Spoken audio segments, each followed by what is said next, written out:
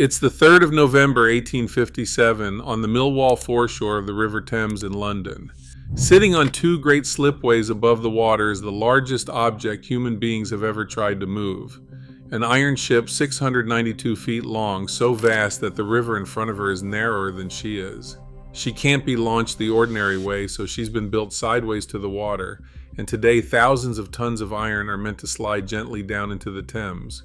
Chained to her are the winches that will hold that descent under control, and men stand at the handles to check her. Then something slips. The hull lurches and one of the great braking winches tears loose. The iron handle whips round with the full weight of the ship behind it, throws the men holding it into the air, and when it stops, a worker is dead and the ship hasn't moved. The machine built to keep everyone safe is killed instead. This is the story of the machines that built the SS Great Eastern.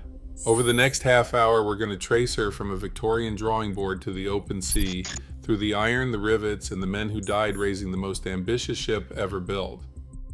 To understand why anyone would build a ship too big for the river it sat beside, you have to go back 3 years, to a problem that had nothing to do with size for its own sake. The problem was coal. In the early 1850s, a steamship crossing a great ocean burned coal at a furious rate, and she could only carry so much of it. On the long routes out to India and Australia, a steamer simply couldn't carry enough fuel to make the voyage.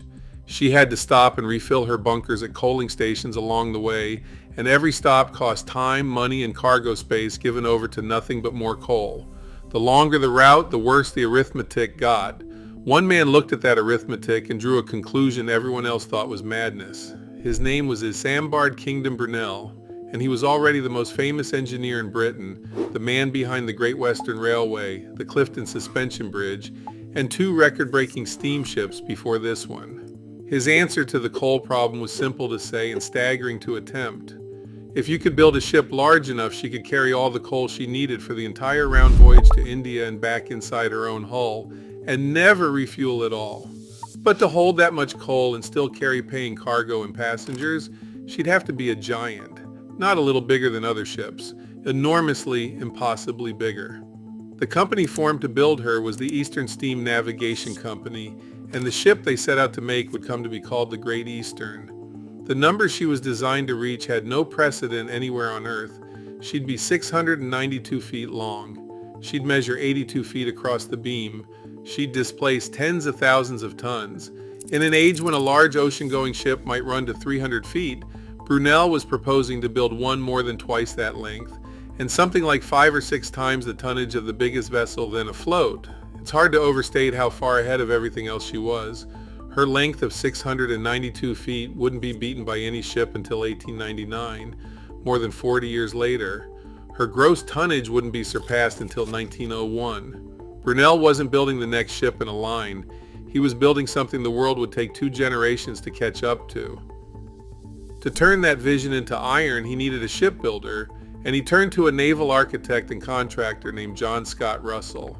Scott Russell was a serious man in his own right, a real student of how hulls move through water, and he had a yard at Millwall on the Isle of Dogs, on the north bank of the Thames in the east of London. It was there, in the spring of 1854, that the work began, and from the very start, the site itself carried the seed of the disaster that would come 3 years later. The Thames at Millwall was a busy, useful working river, but it wasn't wide, and the ship Brunel meant to build was longer than the river was broad at that point. That single fact shaped everything. Normally, you launch a ship stern first, sliding her backwards down a slope into the water and letting her glide out until she slows. But the Great Eastern could never do that here. There was no room. Slide her stern first into this stretch of the Thames, and she'd drive straight into the far bank before she'd even floated. So Brunel made a decision at the drawing board that locked him into one of the most dangerous maneuvers in the history of shipbuilding. He'd build her broadside to the river. She'd sit parallel to the water, her whole vast length running along the bank, and when the day came, she'd be launched not stern first, but sideways, the entire hull sliding down 2 enormous slipways into the Thames at once. Almost nobody had ever attempted a sideways launch on anything close to this size. Brunel was going to attempt it with the largest ship ever built. But that reckoning was years away. First there was the hull to build, And the hull Brunel designed was as far ahead of its time as the ship herself. Look at almost any ship built before the Great Eastern and you find a single skin of iron or timber standing between the sea and the inside of the hull. One layer. Puncture it and the water comes in. Brunel refused to build her that way. What he designed instead was a structure so far ahead of its time that a naval architect from the 20th century would recognize it on sight. The Great Eastern was the first ship in the world built with a double-skinned iron hull, not one layer of iron but two. Picture the wall of the ship not as a single sheet but as a hollow structure, an outer wall that met the water and an inner wall built parallel to it with a gap in the middle, so that if the outer plating was torn open, the sea would flood only into that space and be stopped by the inner skin before it ever reached the heart of the ship. This is exactly how the great warships of the following century would be built to survive torpedoes. Brunel put it into a passenger steamer decades before anyone had a torpedo to worry about. He didn't stop there. Inside that double hull he ran two continuous longitudinal bulkheads, iron walls that ran the length of the ship from bow to stern, and he crossed them with transverse bulkheads running the other way. The effect was to carve the inside of the ship into a grid of separate watertight boxes, 19 compartments in all. If the sea broke into one of them, iron walls on every side held it there, sealed off from the rest. The ship could be wounded and go on floating. It was a whole philosophy of survival built into the iron of her, cellular, compartmented, redundant, and it was years ahead of every other vessel on the ocean. To drive this iron leviathan, Brunel gave her a power plant that hedged every bet at once. Most steamers of the day picked one method of propulsion. The Great Eastern took two. Mounted on her sides were paddle wheels of colossal size, 56 feet across, taller than a house, turning great floats through the water. And at her stern she carried a single screw propeller 24 feet in diameter, a bronze giant in its own right, paddle wheels and a screw on the same ship, each with its own engines, fed by 10 enormous boilers deep in her belly. It was belt and braces on a monstrous scale. Two entirely separate systems of steam propulsion in one hull. And then, as if steam weren't enough, Brunel gave her sails. 6 masts rose from her deck carrying something like 18,000 square feet of canvas. Steam to drive her, paddles and screw both, and wind to help when it served. Nothing about her was modest. Every system was doubled, oversized, pushed past anything anyone had tried before. The result on paper was the most advanced ship ever conceived. A double iron hull that could survive damage that would sink anything else. 19 watertight compartments, 2 independent means of steam propulsion, 6 masts of sail. She was designed not just to be the biggest ship in the world, but the safest and the most self-sufficient. A vessel that could cross the widest oceans without help and shrug off wounds that would drown a lesser ship. Now here's the bitter irony sitting inside all that brilliance. The double hull, the compartments, the sheer redundancy that made her so advanced, all of it added iron. Enormous quantities of iron. Every extra wall and bulkhead was more plate to be rolled, more weight that would one day have to be moved down those slipways and into the Thames. The very features that made her a marvel also made her the heaviest, most immovable object any shipyard had ever tried to launch. Brunel's genius for surviving the sea was quietly building the disaster that would come on land. But that reckoning was still years off. In the yard at Millwall, none of this iron assembled itself. Every plate of that double hull, every bulkhead of those 19 compartments had to be lifted into place and fastened by hand, one piece at a time. And the way it was fastened, the sheer scale of the labor it took, and the price that labor was paid in human bodies, is a story on its own. There were no machines to build this ship the way we would understand the word today. There was iron, there was fire, and there were men. Thousands of them working the yard at Millwall for years, turning Brunel's drawings into a hull by hand. Start with the plates. The skin of the Great Eastern was made up of something like 30,000 plates of wrought iron. Each plate was about 3/4 of an inch thick, and each one weighed roughly 1/3 of a ton. 30,000 of them, every single plate lifted, positioned, held against the frames, and fastened. There was no crane on Earth in 1855 that made that easy.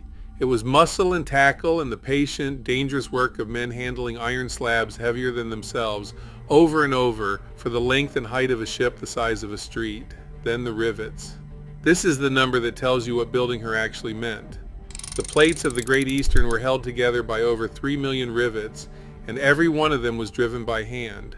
A rivet is a short iron bolt. It was heated until it glowed, pushed through holes lined up in two overlapping plates, then hammered flat on the far side while a second man braced it, so that as it cooled it shrank and pulled the plates together in an iron grip, 3 million times over. To do it, the yard put something like 400 riveters to work, and they worked in gangs, 12 hours a day, 6 days a week, month after month after month. Imagine the inside of that hull while it was going up. Barely any light, the air thick with coal smoke and iron dust, and a noise that never let up. 400 riveters swinging hammers against iron, hour after hour, a deafening din that filled the double skin of the ship and did not stop while there was daylight to work by. Men spent their whole working lives inside that sound, and it killed them. Building the Great Eastern cost lives, in the ordinary, unremarked way that great Victorian projects always cost lives, with no harnesses, no safety nets, and nobody counting very carefully. Men fell from the staging and the frames into the hull. One account that survives is of a workboy who fell headfirst from the structure and was impaled on an iron bar standing upright below, and did not die at once. These were not statistics to the men in the yard. They were the daily price of raising something this size out of iron, and they were paid quietly, one man at a time. Out of that grim reality grew the most famous story ever told about this ship, and it is worth stopping on because it is almost certainly not true.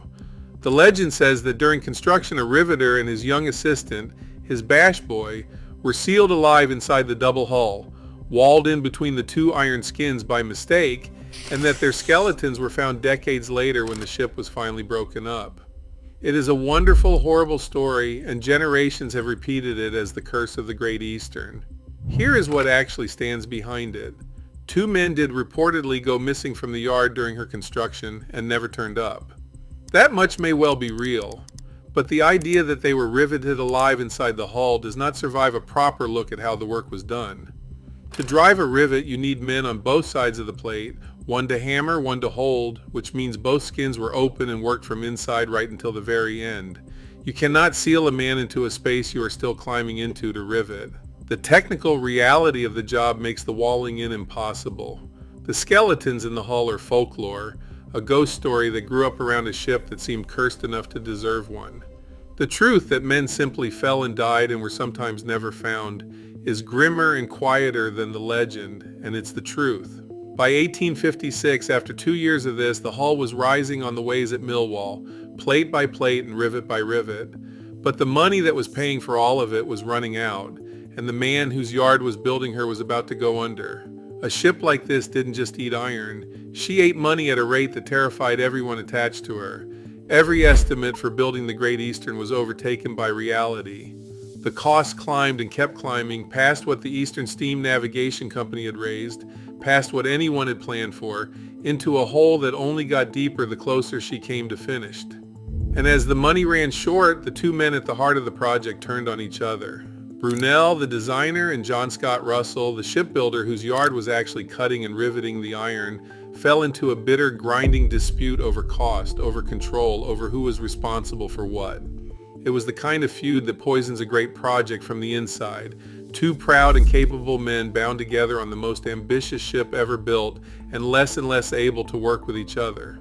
Then, in February 1856, the thing that had been threatening for months finally happened. John Scott Russell went bankrupt. The shipbuilder himself, the man whose Millwall yard held the half-finished Great Eastern on her ways, was ruined. The hull, an unfinished iron mountain worth a fortune in materials and labor, now sat in the yard of a bankrupt. The work faltered, was picked up again under new arrangements, and limped on, but the message was written in the ledgers for anyone to read. This ship was destroying the people who built her one by one long before she ever touched the water.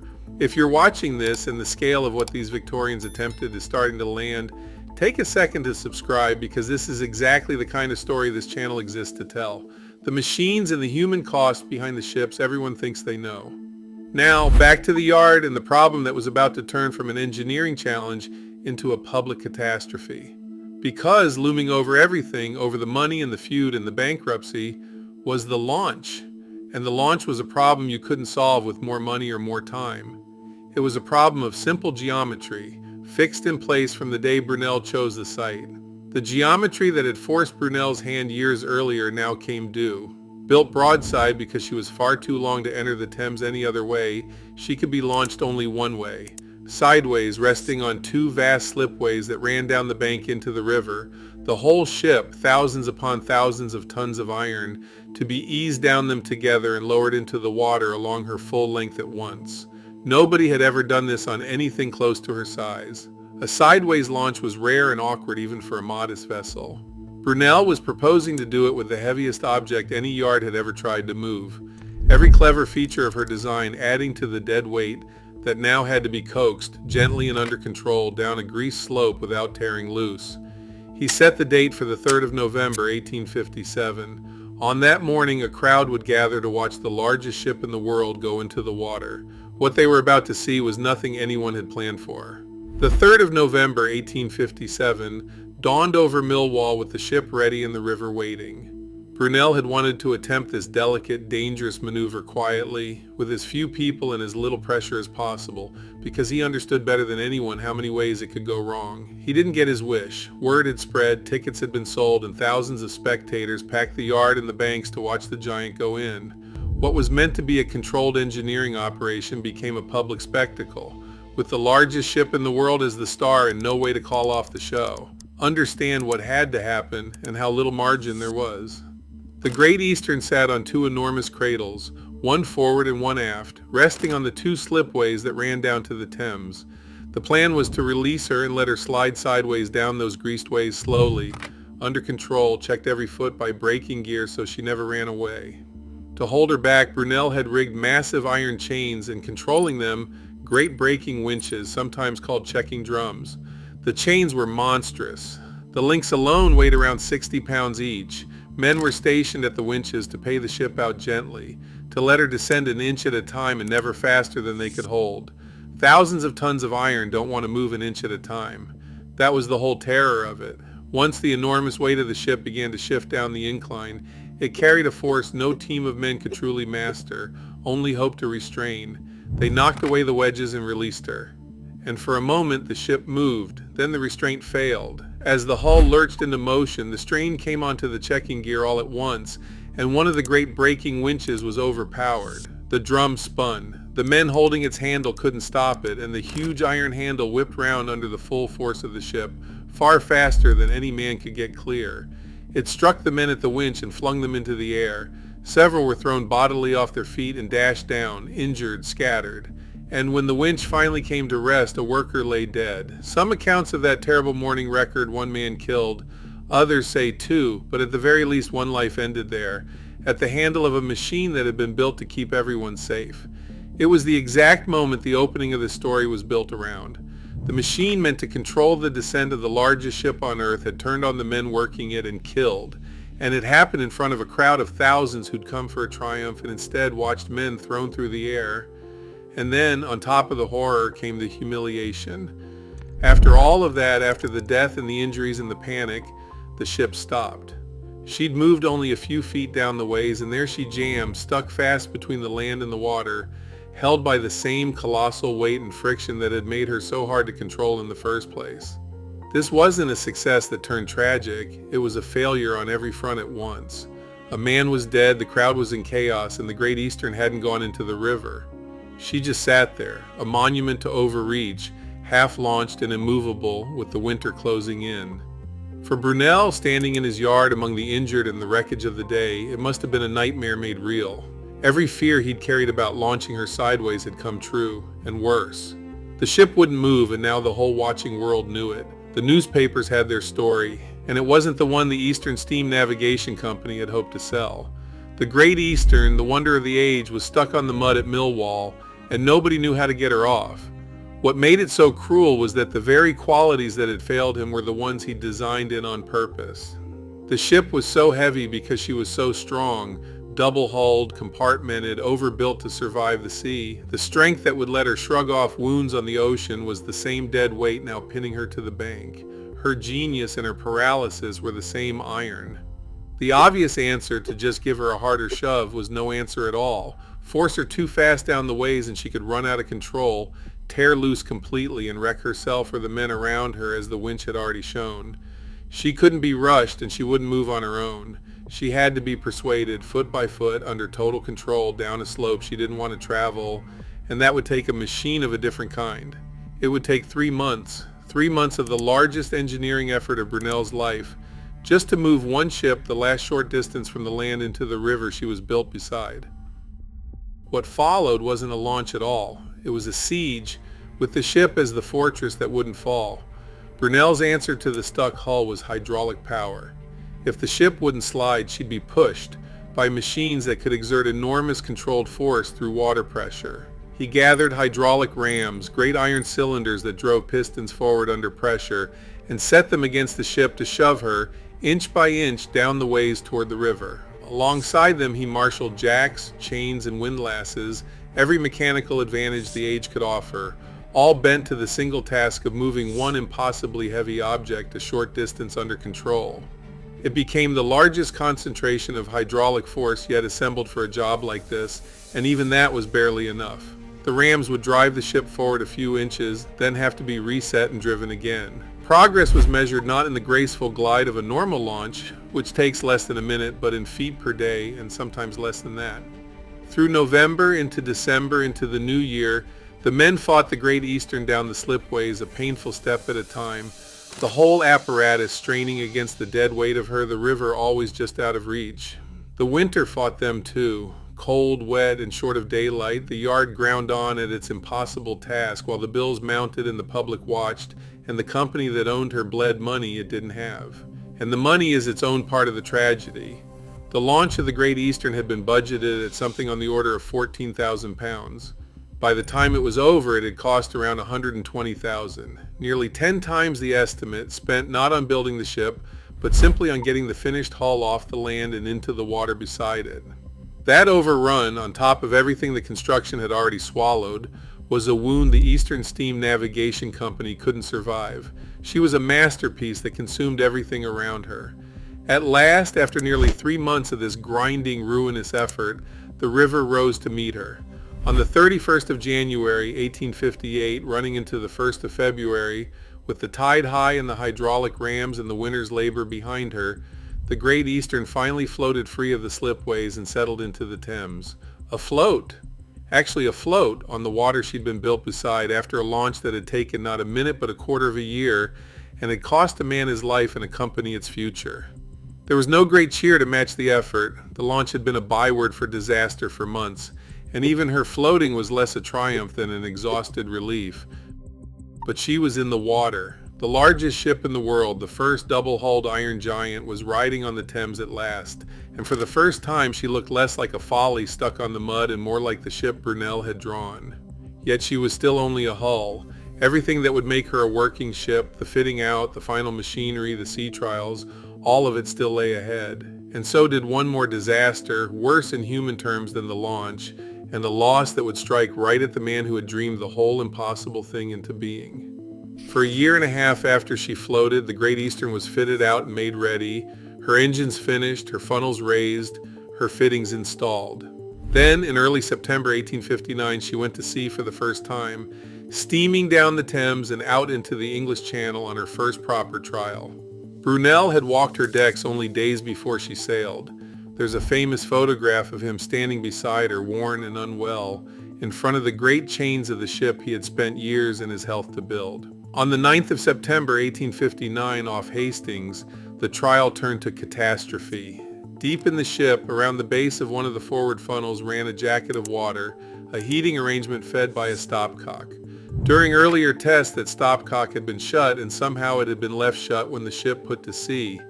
With no way for the water and steam to escape, the pressure inside that casing built and built while the ship steamed on, unknowing, and then it let go.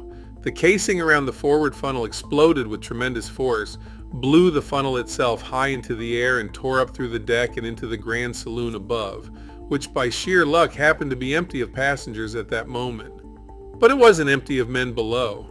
In the stokeholds, the firemen and stokers who fed the boilers took the full force of the escaping superheated steam. 5 of them were killed, scalded to death in the blast of steam that followed the explosion, with others badly hurt. It was the deadliest single moment in the whole life of the ship so far, worse even than the launch, and it happened on her very first voyage, before she'd carried a single fare-paying passenger across a single mile of ocean. And then came the last blow.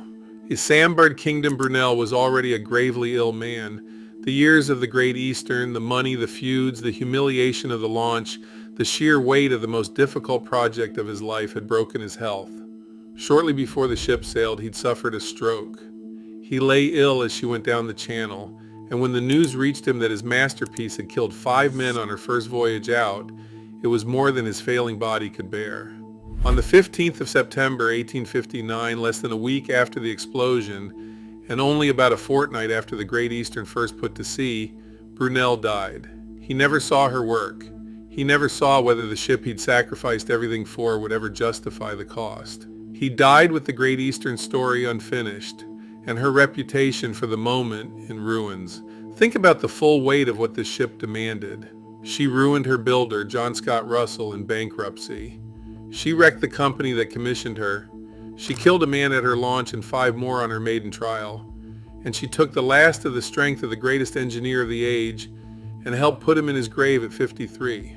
The machines that built her were as monstrous as the ship, and everything she touched, she cost. And yet she was decades ahead of her time. The double iron hull, the watertight compartments, the sheer scale, all of it pointed toward the ships of the future, and the world would spend the rest of the century catching up to a vessel that had been built too soon and had broken almost everyone who made her.